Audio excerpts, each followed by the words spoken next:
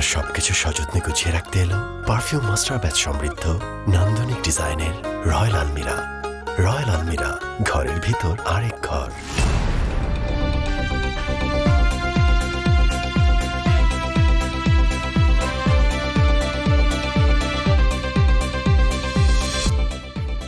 Red জোনে কাল থেকে ছুটি, 6 আগস্ট পর্যন্ত বন্ধ শিক্ষা প্রতিষ্ঠান। সবার আগে লকডাউন হচ্ছে পুরো লক্ষ্মীপুর। ১৭তম দিনে আক্রান্ত ছাড়ালো ৯০,০০০, ৮৫,০০০ শনাক্ত। গত ৫০ দিনে সংকটে হাল না ছাড়ার আহ্বান প্রধানমন্ত্রীর। আমি চাই আমাদের মানুষের ভিতরে যেন একটা আস্থা থাকে, বিশ্বাস থাকে। সেই বিশ্বাস আস্থাটা ধরে রাখতে হবে, কারণ আমরা হার মানবো না। মৃত্যু তো হবে, মৃত্যু যে কোনো মুহূর্তে যে কোনো কারণে হতে পারে। করোনাকালেও দুর্নীতি, ৫৯% হাসপাতালে নিম্নমানের সুরক্ষা সামগ্রী। দেখানো হয়েছে 10 গুণ দাম, ভিত্তিহীন বলছে সরকার। পয়সা দিলেই মিলছে করোনার নেগেটিভ কিংবা পজিটিভের ভুয়া সনদ। র্যাবের জালে বন্দি 4 প্রতারক।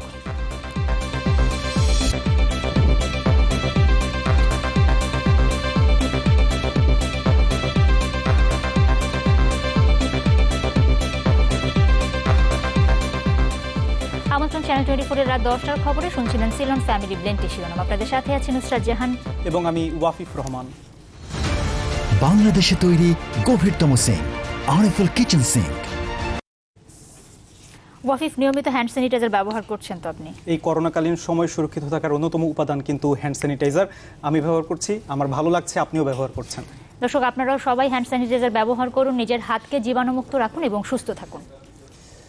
আবারও ফিরে আসছে অঘোষিত লকডাউন। রাজধানী সহ সারা দেশের ৬৭টি রেড জোনে কাল থেকে সাধারণ ছুটি কার্যকর হচ্ছে, যা বহাল থাকবে ৩০ জুন পর্যন্ত। শুরুতে ইয়েলো জোনকে ছুটির আওতায় রাখলেও পরবর্তীতে গ্রিন জোনের সাথে ছুটির বাইরে রাখা হয়। এদিকে শিক্ষা প্রতিষ্ঠানের ছুটি ৬ আগস্ট পর্যন্ত বাড়ানো হয়েছে। সাধারণ ছুটি বাতিলের পর সংক্রমণ বেড়ে যাওয়ায় আক্রান্তের মাত্রা ভেদে জোনভিত্তিক লকডাউন কার্যকরের সিদ্ধান্ত নেয় সরকার, যা সাধারণ ছুটি নামে কার্যকর হচ্ছে মঙ্গলবার থেকে। রাজধানী সহ সারা দেশে রেড জোনে এই ছুটি ঘোষণা করা হয়েছে ৩০ জুন পর্যন্ত। তবে খোলা থাকবে মুদির দোকান, কাঁচা বাজার, ঔষধের দোকান। বন্ধ থাকবে রেস্টুরেন্ট। মন্ত্রিপরিষদ বিভাগ শুরুতে ইয়েলো জোনকে ছুটির আওতায় আনলেও পরে তা সংশোধন করে। ইয়েলো ও গ্রিন জোনে এখন সবকিছু সীমিত পরিসরে খোলা থাকবে। এদিকে জীবিকার সন্ধানে যাদের ছুটে চলা প্রতিনিয়ত, তাদের সংশয়ের কারণ অঘোষিত এই লকডাউন। মাফ করে না, আমরা কি করবো? 4 মাসে ঘর ভাড়া পাইবো, 5 দিন ধরে মাল বেশি। আমরা বিপাকে তো কিছু হবেই, কিন্তু বিপাকের চেয়ে ভালো হবে বেশি, কিন্তু এটা প্রপার ভাবে দেখতে হবে। যেভাবে সিস্টেম করে দেন সেভাবে করবো, আইনের রূপে আমরা আইনে শ্রদ্ধা করে এইভাবে আমরা চলবো। পরীক্ষামূলক লকডাউন করা এলাকার মতো সামনের দিনগুলোতে কাজ করতে প্রস্তুত আইন শৃঙ্খলা বাহিনীও। ফিল্ড পর্যায় থেকে আমরা ম্যাপিং করে সেই ম্যাপটা নিয়ে আসছি। আমরা নির্দেশ পেলেই সাথে সাথে স্বল্পতম সময়ের মধ্যে এইটাকে কার্যকর করার জন্য আমরা ব্যবস্থা নিতে পারবো। এবং এলাকার যে কাউন্সিলর বৃন্দ আছেন বা যারা গণ্যমান্য ব্যক্তি, তারা আমাদেরকে হেল্প করবে। সকলের সম্মিলিত প্রচেষ্টায় এটা সাকসেস করা যাবে। তবে সেই এলাকা সুনির্দিষ্ট করে দেবার দাবি জানিয়েছেন উত্তরের মেয়র। এসওপি কিন্তু রেডি করে ফেলেছি আমরা, কাজে আমাদেরকে দেওয়ার পরে মিনিমাম 48 ঘন্টা, সর্বোচ্চ 72 ঘন্টার মধ্যে আমরা এলাকাতে আমরা অর্পণ করতে পারবো। সেই প্রস্তুতি আমরা নিয়ে রেখেছি, কিন্তু আমাদেরকে আগে জানাতে হবে যে কোন এলাকাগুলোতে করা হচ্ছে সুনির্দিষ্টভাবে। আর দক্ষিণে মঙ্গলবার রেড জোনে লকডাউন বাস্তবায়নের লক্ষ্যে সমন্বয় সভা ডেকেছেন মেয়র শেখ ফজলে নূর তাপস। এদিকে 6 আগস্ট পর্যন্ত বাড়ানো হয়েছে শিক্ষা প্রতিষ্ঠানের ছুটি।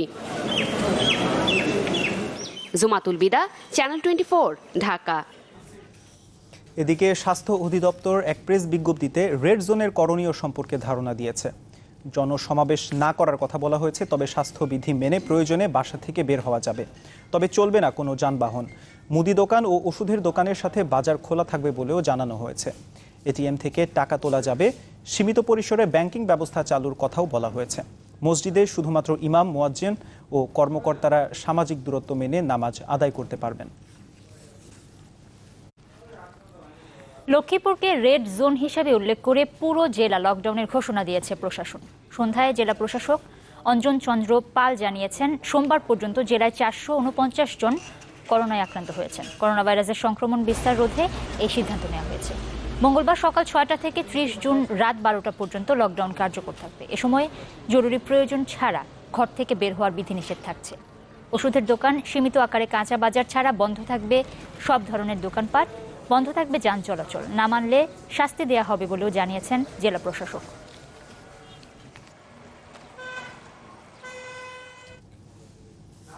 করোনা ভাইরাস সংক্রমণের শততম দিনে বাংলাদেশ নতুন 3099 জন সহ আক্রান্ত 90,619 জন। গেল 24 ঘন্টায় মৃত্যু 38, এ নিয়ে মোট প্রাণহানি 1209 জন। দেশে 100 দিনের পরিসংখ্যানটা স্বস্তির নয় মোটেও। ইউরোপের দেশগুলোতে 100 দিনে সংক্রমণ কমে এলেও বাংলাদেশে কিন্তু বাড়ছে।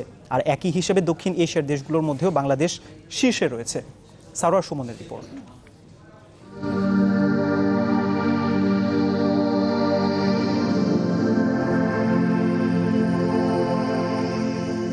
নিত্যদিনের হিসেবের সাথে করোনা শনাক্ত, মৃত্যু ও সুস্থের হিসেব না চাইলেও রাখতে হচ্ছে মানুষকে। এই হিসেব কে কতটুকু গুরুত্ব দিচ্ছে তা নিয়ে প্রশ্ন থাকলেও দিন থেমে নেই, আর থেমে নেই কোভিড-19ও। আমরা যে হটলাইন বিভিন্ন সার্ভিলেন্সগুলো করছিলাম তার মধ্য দিয়ে 3 জন রোগীকে শনাক্ত করেছি। বাংলাদেশের মানুষ 2020 সালের 8 মার্চের দিনটিকে মনে রাখবে অনেক দিন, কেননা সেদিনই বাংলাদেশে কোভিডের হিসেবের খাতা খোলা হয়। এরপর প্রথম 50 দিনে শনাক্ত 5416, কিন্তু পরের 50 দিনেই সে সংখ্যা 17 গুণ বাড়ল। মৃত্যুর সিংহভাগও এই শেষ 50 দিনেই, যা এখন 1200 ছাড়ালো। এবং নমুনা পরীক্ষা হয়েছে 15,038টি। এই যা পরীক্ষা হয়েছে তাতে শনাক্ত হয়েছে 3099 জন। 24 ঘন্টায় মৃত্যুবরণ করেছেন 38 জন এবং এ পর্যন্ত 1209 জন। শনাক্ত বিবেচনায় মৃত্যুর হার 1.33%। আটলান্টিকের দুই পারে অবশ্য দুরকম চিত্র। 100 দিনে যুক্তরাষ্ট্র, ব্রাজিল, মেক্সিকোতে সংক্রমণ বাড়লেও ফ্রান্স ছাড়া ইউরোপের বেশিরভাগ দেশে সংক্রমণ নিম্নমুখী হয়েছিল।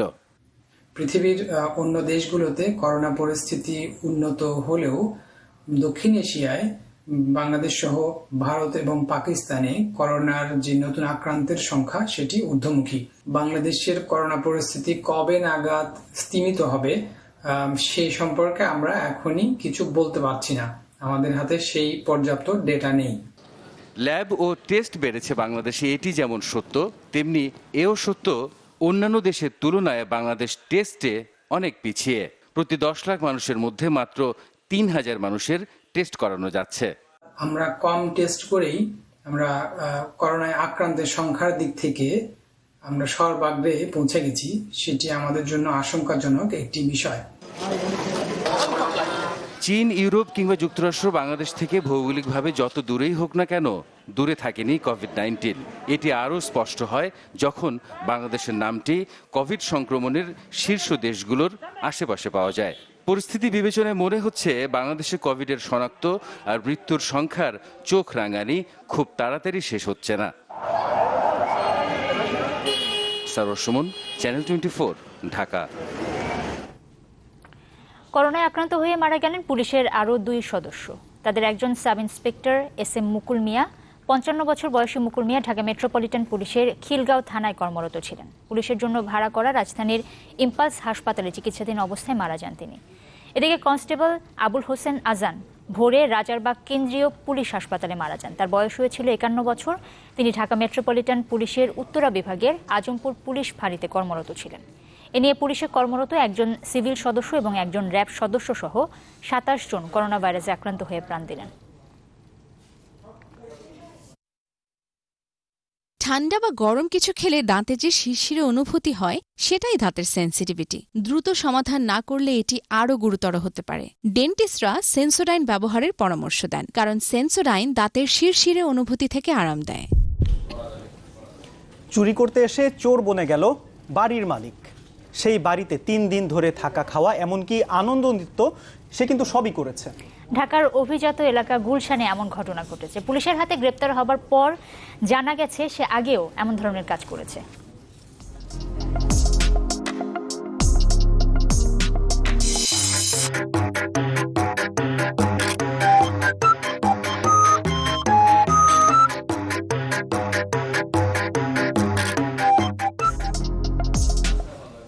এ নিয়ে সংবাদে থাকছে একটি প্রতিবেদন। হাল না ছেড়ে স্বাস্থ্যবিধি মেনে করোনা পরিস্থিতি মোকাবেলার আহ্বান জানিয়েছেন প্রধানমন্ত্রী Sheikh Hasina. Special security force SSF এর 34তম প্রতিষ্ঠা বার্ষিকী উদযাপন অনুষ্ঠানে গণভবন থেকে ভিডিও কনফারেন্সিংয়ে তিনি এই আহ্বান জানান। বিকেলে কৃষক লীগের আয়োজনে বৃক্ষরোপণ কর্মসূচির উদ্বোধন করেন প্রধানমন্ত্রী। Security force remain extra vigilant. রাষ্ট্র ও সরকার প্রধান এবং সরকার ঘোষিত গুরুত্বপূর্ণ ব্যক্তিদের নিরাপত্তায় 1986 সালে গঠিত বাহিনী স্পেশাল সিকিউরিটি ফোর্স SSF। বাহিনীটির 34তম প্রতিষ্ঠাবার্ষিকীতে প্রধানমন্ত্রীর কার্যালয়ের শাপলা হলে SSF এর কর্মকর্তা কর্মচারীদের অংশগ্রহণে বিশেষ দরবারে গণভবন থেকে ভিডিও কনফারেন্সে যোগ দেন সরকার প্রধান শেখ হাসিনা। 34তম প্রতিষ্ঠাবার্ষিকী উপলক্ষে জীবনের ঝুঁকি নিয়ে দক্ষতা ও আন্তরিকতার সাথে কাজ করায় SSF এর সদস্যদের প্রতি ধন্যবাদ ও কৃতজ্ঞতা জানান তিনি। আর প্রতিষ্ঠা বার্ষিকীর শুভেচ্ছা সবাইকে আবার আমি জানাচ্ছি।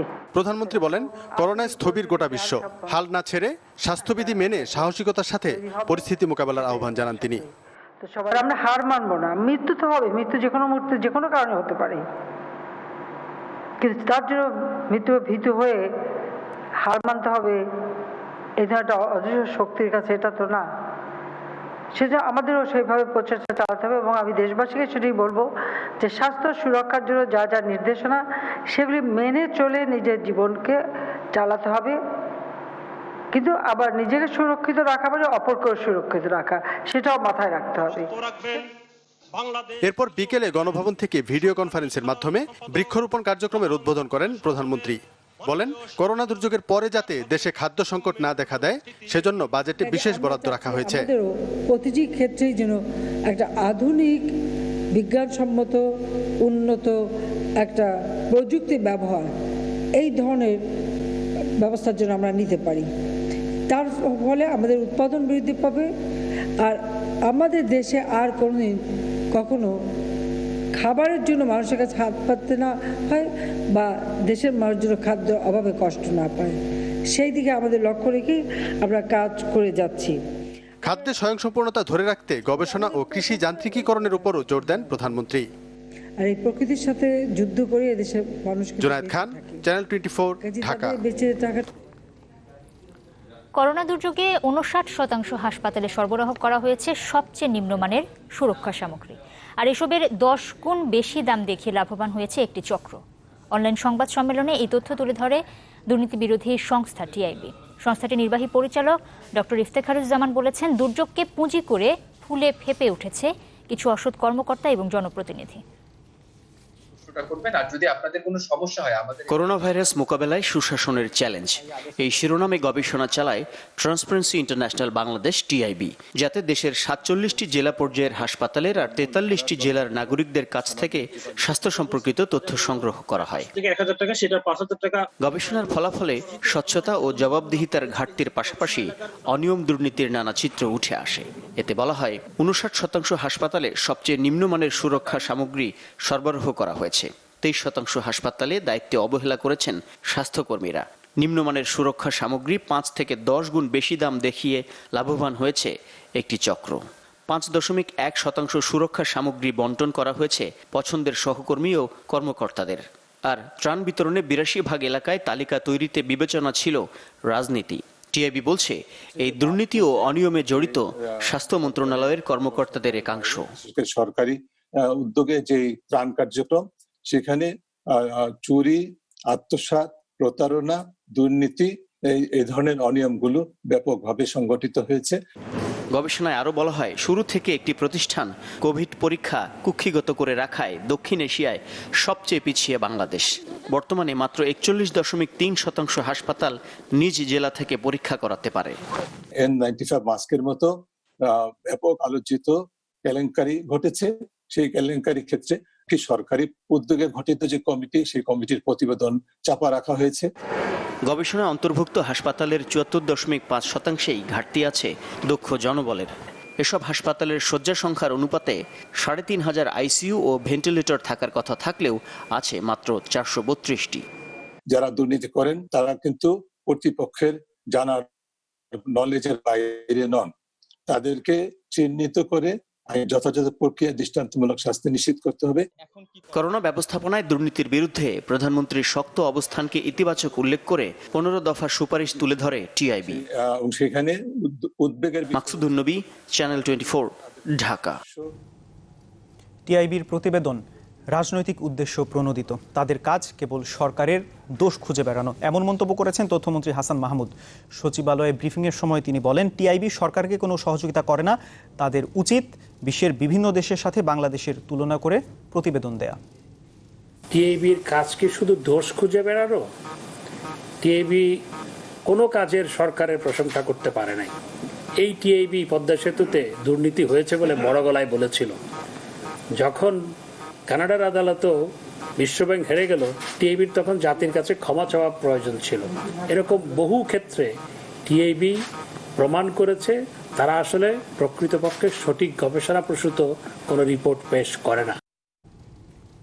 একটা বিরতির সময় হলো, কিছু একটু পর সাথেই থাকুন। আরেকবার আমন্ত্রণ রাত 10টার খবরে। আপনারা দেখছেন চ্যানেল 24। স্টিকি অ্যাডিসিভ, জোড়া লাগায় সবকিছু। রাজধানীতে 5 থেকে 7,000 টাকায় মিলছে করোনা নেগেটিভ কিংবা পজিটিভের জাল সনদ। এমনই এক প্রতারক চক্রের 4 সদস্যকে আটক করা হয়েছে। র্যাব জানিয়েছে, মুগদা হাসপাতালের নামে এই পর্যন্ত প্রায় 1 থেকে 150 ভুয়া সনদ বিক্রি করেছে এই চক্রটি। করোনা মহামারীতে যখন অসহায় নগরবাসী, তখন ফায়দা লুটতে ব্যস্ত কিছু মানুষ। মুগদা এলাকার ছোট্ট একটি স্টুডিও, যেখানে চলে ফটোকপির কাজও। এরই আড়ালে চলছে করোনা পরীক্ষার জাল সনদ বেচাকেনার রমরমা ব্যবসা। মাত্র 5 থেকে 7,000 টাকায় নেগেটিভ কিংবা পজিটিভ ফলের সনদ দিচ্ছিলেন দোকানের 4 কর্মী।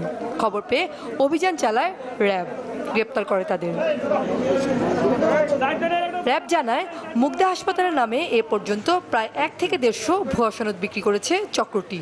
প্রস্তুতি চলছিল আরও 50টির মতো সনদের।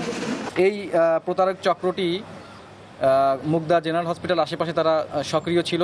বিভিন্ন সময়ে যারা মুগদা জেনারেল হসপিটালে স্যাম্পল দিতে এসেছে তাদেরকে প্ররোচিত করে এই 5 থেকে 7,000 টাকার বিনিময়ে এখান থেকে ভুয়া সার্টিফিকেট তারা প্রদান করেছে। র্যাব আরও জানায়, চাকরিতে যোগদান করতে বা বিদেশে যেতে অনেকেই জাল সনদ নিচ্ছেন। চক্রটির সাথে মুগদা হাসপাতালের কেউ জড়িত কিনা তা খতিয়ে দেখা হচ্ছে। তো আমরা তাদেরকে অ্যাপ্রিহেন্ড করলাম। আমাদের পরবর্তী যে পর্যায়ে আপনারা জানান, আমরা তাদেরকে ইন্টারোগেট করে will try to have further informations. এর সাথে আলাও কে জড়িত আছে কিনা, কিংবা এই হসপিটালের কেউ জড়িত আছে কিনা, বা কারা কারা নিচে, তাদের ব্যাপারে যদি আমরা কোনো ইনফরমেশন যদি পাই, দেন আমরা এটাকে আরও পার্সু করব। এর আগে করোনা পরীক্ষার ভুয়া সার্টিফিকেট নিয়ে জাপানে গিয়ে ধরা পড়ে 4 বাংলাদেশি। সঞ্জিদা সুমি, চ্যানেল 24, ঢাকা।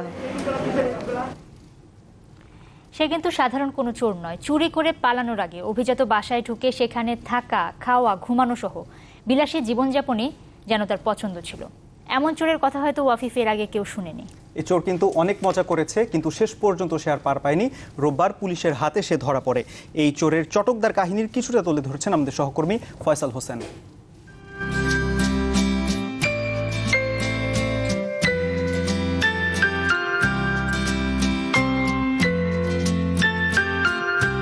এই ছবিটি একজন চোরের। তার নাম কখনো মাসুদ, কখনো মাসুম, আবার কখনো গাফফার। চোর আসে, চুরি করে, পালিয়েও যায়। তবে এই চোরের ধরনটাই যেন আলাদা। 8-10টা সাধারণ চুরির মতো নয়। একেবারে খালি বাসা খুঁজে চুরির আগে সেখানে নাওয়া খাওয়া থেকে শুরু করে নাচ গানের মতো আইসি ভঙ্গিমায় থাকাটাই বেশি পছন্দ তার। মাসুমের এমন চুরির নজির আছে রাজধানীর অনেক অভিজাত এলাকায়। এই যেমন 11ই মার্চ 2020 গুলশান 117 নম্বর সড়কের 11 নম্বর বাসায় চুরি করে মাসুম।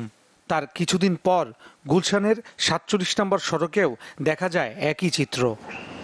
আর সর্বশেষ ঘটনা গুলশান 79 নম্বর সড়কের 15 নম্বরের এই বাড়ির দোতলার একটি ফ্ল্যাটে।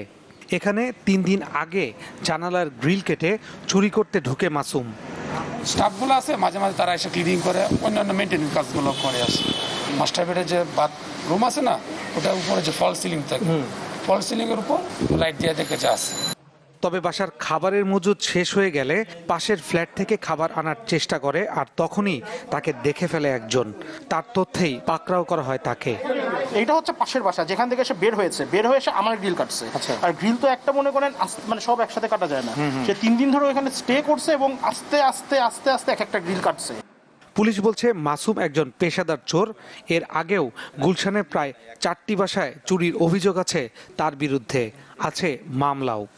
79 নম্বর রোডের যে 15 নম্বর বাড়িতেই সে ইতিমধ্যেও সে একবার চুরি করেছিল, কিন্তু আলাদা ফ্ল্যাট। সেই ঘটনায় সে গ্রেপ্তার হয়েছে এবং তাকে আমরা কোর্টে পাঠিয়েছিলাম।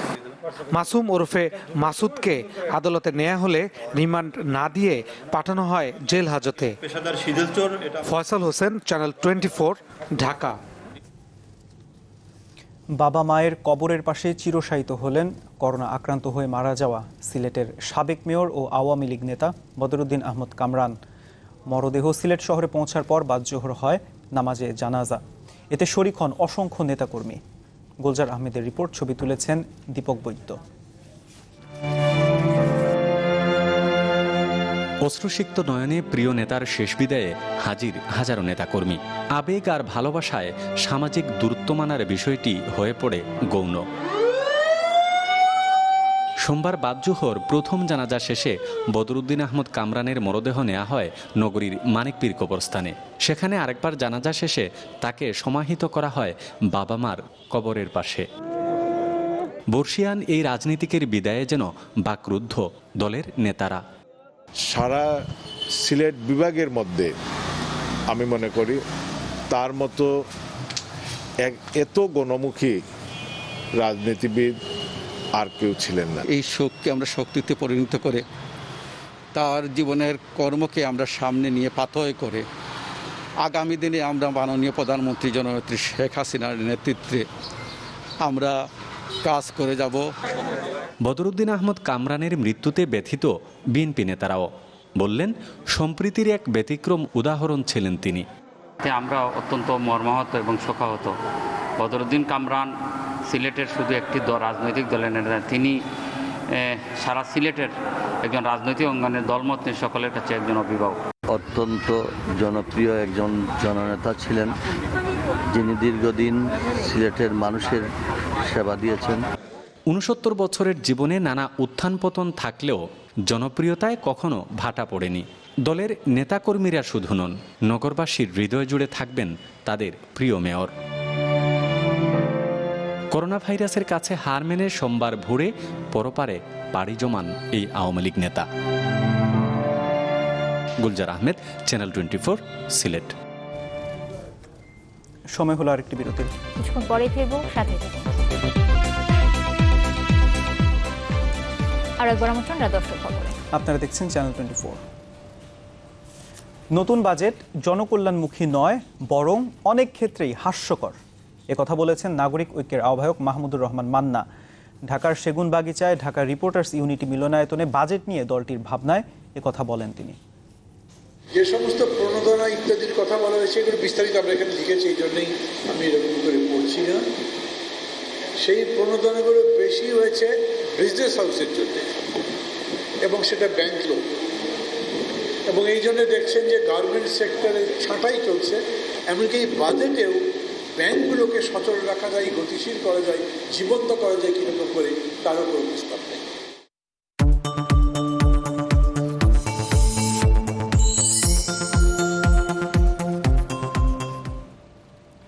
এবার জিপিএইচ ইস্পাত হালনা ছাড়ার গল্প। করোনা সংক্রমণ বাড়লেও চট্টগ্রামে বাড়েনি চিকিৎসা সুবিধা। এমন পরিস্থিতিতে নানা শ্রেণী পেশার মানুষের সহায়তায় মাত্র 10 দিনে 100 শয্যার একটি আইসোলেশন সেন্টার গড়ে তুলেছেন 13 জন তরুণ, যেখানে বিনামূল্যে চিকিৎসা সেবা পাবেন কম এবং মৃদু লক্ষণ নিয়ে আসা করোনা আক্রান্তরা। করোনায় চরম চিকিৎসা বঞ্চনায় রীতিমতো হাহাকার চলছে চট্টগ্রামে। সরকারি হাসপাতালগুলোতে তীব্র শয্যা সংকট। চিকিৎসা দিতে চাচ্ছে না বেসরকারি হাসপাতালগুলো, ফলে দিশাহীন দৌড়াচ্ছে মানুষ। এমন পরিস্থিতিতে সবচেয়ে সংকটে মৃদু বা মাঝারি লক্ষণ নিয়ে করোনা আক্রান্তরা, সেই সাথে উপসর্গে ভোগা রোগীরাও। তাদের জন্যই কিছু উদ্যমী তরুণ নগরীর পোর্ট কানেক্টিং রোডে প্রিন্স অফ চিটাগং নামে একটি কনভেনশন হলে গড়ে তুলেছেন এই আইসোলেশন সেন্টার। বেসরকারি হাসপাতালের বিরুদ্ধে অভিযোগ আছে যে তারা সঠিকভাবে আমাদের রোগীদেরকে সেবা দিচ্ছে না, ভর্তি করছে না, অনেকে অক্সিজেনের অভাবে মারা যাচ্ছে। তো আমরা চাই আমরা সম্পূর্ণ তরুণরা যারা আছি তারা নিজ উদ্যোগে আমরা এই চ্যালেঞ্জিং কাজটা আমরা হাতে নিয়েছি। মাত্র 10 দিনের চেষ্টায় চালু হয়েছে এই সেন্টার। উদ্যোক্তারা ছাড়াও এখানকার নানা যন্ত্রপাতি উপকরণ দিয়েছেন নানা শ্রেণী পেশার মানুষ। প্রথম পর্যায়ে এখানে চালু হয়েছে 65টি শয্যা, বাকিগুলো প্রস্তুত হবে সপ্তাহখানেকের মধ্যে, যেখানে থাকছে পর্যাপ্ত অক্সিজেন সাপোর্ট। যারা পরিবারের অন্য সদস্যদের সাথে থাকতে হয় ওদেরকে সেভ করার জন্য মূলত আমাদের আইসিইউ সেন্টারটা। এখানে আমরা অক্সিজেন সেবাটা দিব, ডাক্তারি সেবা থাকবে, প্রোটিনযুক্ত খাবার থাকবে, একটা ভালোবাসাময় সেবা দিব। আমরা পুরোটাই ফ্রিতে করব। হ্যাঁ, আমাদের নিজেদের এবং নিজেদের বন্ধু বান্ধবের অর্থায়নে আমরা এই জিনিসটা করেছি। বেসরকারি পর্যায়ে এটিই সবচেয়ে বড় আইসোলেশন সেন্টার। এখানে সার্বক্ষণিক 12 জন চিকিৎসক ছাড়াও রয়েছেন 50 জন স্বেচ্ছাসেবী। থাকছে অ্যাম্বুলেন্স সেবাও। ফখরুল ইসলাম, চ্যানেল 24, চট্টগ্রাম। হাল ছিল না বাংলাদেশ, জিপিএইচ ইস্পাত দৃঢ়তার প্রতিশ্রুতি। আর একটা বিরতি নেব, ফিরছি একটু পর, আমাদের সাথেই থাকুন। বিরতির পর আরেকবার আমন্ত্রণ রাত 10টার খবরে। আপনারা দেখছেন চ্যানেল 24। খেলার খবর। করোনা বিরতির পর স্প্যানিশ লা লিগায় প্রত্যাবর্তনটা স্মরণীয় হলো রিয়াল মাদ্রিদের। এইবারকে উড়িয়ে দিয়েছে 3-1 গোলে। চিরায়তো সান্তিয়াগো বার্নাবিউ নয়, অনুশীলন মাঠে আলফ্রেডো ডি স্টেফানো স্টেডিয়ামে লিগের 28তম ম্যাচে নামে লস ব্ল্যাঙ্কোরা। 4র্থ মিনিটে এইবার মিডফিল্ডার আলভারেসের ভুলের সুযোগে টনি ক্রুসের গোলে লিড নেয় রিয়াল মাদ্রিদ। 30 মিনিটে সার্জিও রামোস ব্যবধান দ্বিগুণ করেন। 7 মিনিট পর মার্সেলোর গোলে লিড 3-0 করে রিয়াল। দ্বিতীয়ার্ধে বিবর্ণ জায়ান্টদের সুযোগে 60 মিনিটে গোল শোধ দেয় পেড্রো ভিগাস। এই জয়ে গ্যালাকটিকোদের পয়েন্ট হল 59। আপনার পছন্দের দুরন্ত বাইসাইকেল হোম ডেলিভারি পেতে কল করুন 0800 777 777 নম্বরে। মেধাসত্ব লড়াইয়ে কাজী ও হাকিমের মধ্যে কে জিতবেন তা নিয়ে অপেক্ষায় ছিলেন মাসুদ রানা সিরিজের পাঠকরা। অবশেষে মিলল তার উত্তর। কপিরাইট আইনে সেবা প্রকাশনীর মাসুদ রানা সিরিজের 260টি বইয়ের সত্ত্ব পেলেন শেখ আব্দুল হাকিম। যদিও 90 দিনের মধ্যে এই রায়ের বিরুদ্ধে আবেদন করতে পারবে মাসুদ রানার স্রষ্টা কাজী আনোয়ার হোসেন। নাজমুল আলম রানার রিপোর্ট। মাসুদ রানা গোপন মিশন নিয়ে ঘুরে বেড়ায় দেশে দেশান্তরে। কে হবে মাসুদ রানা? কে হবেন মাসুদ রানা? কয়েক মাস আগেও দেশ জুড়ে আলোচনায় ছিল এই প্রশ্ন। তবে তা ছাপিয়ে এখন বড় প্রশ্ন হয়ে দাঁড়িয়েছে সিরিজের বেশিরভাগ বইয়ের লেখককে। রুদ্ধশ্বাস গল্পের এই গোয়েন্দা চরিত্রকে কেন্দ্র করে গেল বছরের জুলাইয়ে নিজের ফেসবুকে একটি স্ট্যাটাস দেন শেখ আব্দুল হাকিম, যেখানে তিনি দাবি করেন সেবা প্রকাশনী থেকে প্রকাশ পাওয়া 450টি বইয়ের মধ্যে 260টি তার লেখা। শেখ আব্দুল হাকিম তার এই দাবি শুধু ফেসবুকেই রাখেননি, অভিযোগ নিয়ে গেছেন কপিরাইট অফিসে। কাজী আনোয়ার হোসেনের বিরুদ্ধে করেছেন মেধাসত্ব আইনে মামলা, যার রায় গেছে শেখ আব্দুল হাকিমের পক্ষেই। খুব আনন্দ হচ্ছে। সেবা প্রকাশনীতে আমি যা কিছু লিখেছি এটা তার স্বীকৃতি, তাতে আমি জিতেছি। আর একটা যুদ্ধ শুরু হবে, আমাকে আমার ন্যায্য পাওনা পেতে হবে, আমাকে বিনয় হবার সুযোগ দিন।